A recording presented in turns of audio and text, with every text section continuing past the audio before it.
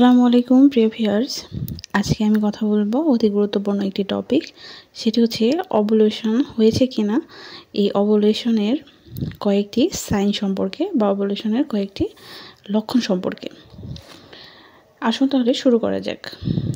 প্রথমে বলে নেই, একটি নারীর কিন্তু প্রত্যেক মাসে একবার করে ওভুলেশন হয়, তাই ওই নির্দিষ্ট দিনটাকে আপনার অবশ্যই বুঝে নিতে হবে বা বের করে নিতে হবে যদি কিনা আপনি কনসিভ করতে চান।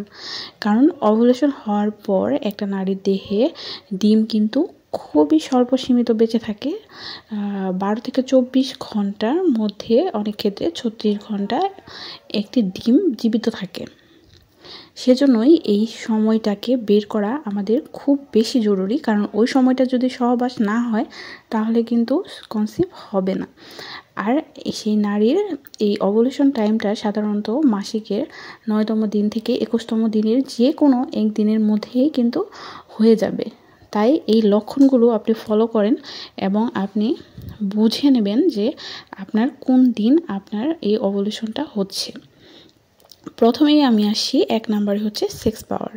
সো যেদিন আপনার ওভুলেশন হবে সেদিন কিন্তু আপনার সেক্স পাওয়ারটা বেড়ে যাবে বা আপনার সেক্স করার প্রবণতাটা বেড়ে যাবে।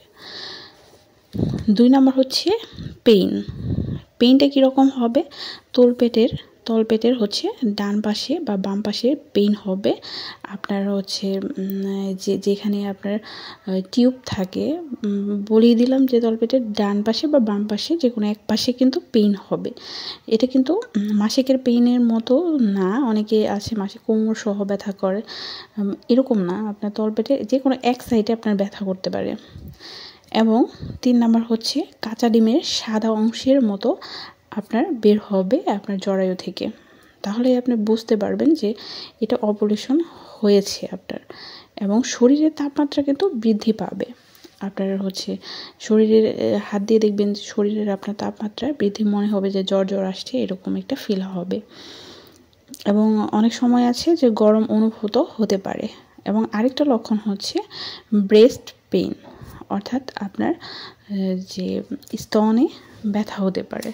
আপনার স্তনে ফোলা ভাব হবে বা স্তন ব্যথা করবে, তখনই কিন্তু আপনার বুঝে নেবেন যে আপনার হয়তো বা ওভুলেশন হয়েছে। সবারই কিন্তু সবগুলো লক্ষণ একসাথে দেখা নাও দিতে পারে, কিন্তু আপনার যখনই দেখবেন যে এই ম্যাক্সিমাম আপনার লক্ষণগুলো দেখা দিয়েছে, তখনই কিন্তু আপনার বুঝে নিতে হবে যে আপনার ওভুলেশন হয়ে গেছে। অর্থাৎ ওই সময়টা আপনাকে সহবাস করতে হবে, তাহলে ইনশাআল্লাহ কনসিভ হয়ে যাবে। আশা করি একটু হলেও উপকৃত হবেন। অবশ্যই পাশে থাকবেন, লাইক দিতে ভুলবেন না। আসসালামু আলাইকুম।